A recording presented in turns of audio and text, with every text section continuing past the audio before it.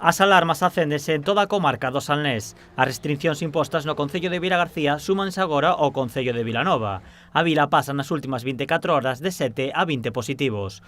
Para o alcalde vilanovés as medidas son necesarias e incluso insuficientes. Por ello solicita que se impoñan a toda a comarca do Salnés. ¿De qué vale poner restricciones en Villanueva? Pongamos que se cierra la hospedería en Vilanova y la gente de Vilanova se va a tomar café Cambados. Arreglamos algo. Prohibimos tomar algo en las barras de Vilanova.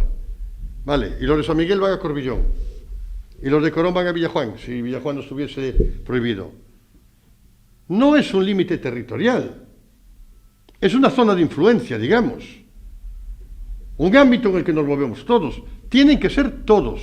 A comarca atravesa o peor momento dende que comezou a pandemia. Por elo, o alcalde vilanovés pide á xente que aumente as medidas de protección, que esqueza o ocio e se autoconfine. Si no queremos estar cerrados y con un daño económico terrible durante meses, yo aconsejo, aparte de las medidas que marcan, del trabajo para casa y de casa para el trabajo.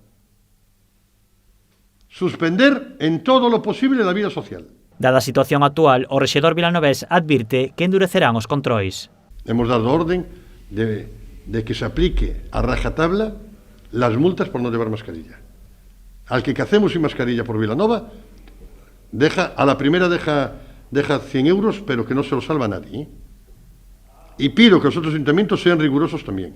O alcalde de Vilanova recomenda ter especial cuidado coas visitas á xente maior.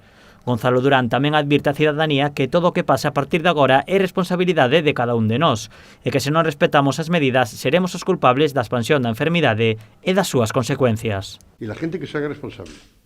Porque si contagian a alguien de su familia por no tomar las medidas, la culpa es de ellos. Lo quiero decir así de claro. Todos sabemos lo que hay. Cada uno es responsable de lo que pasa en su casa. Y no es culpa ni de Simón ni del otro. Ahora todo el mundo sabe lo que hay que hacer.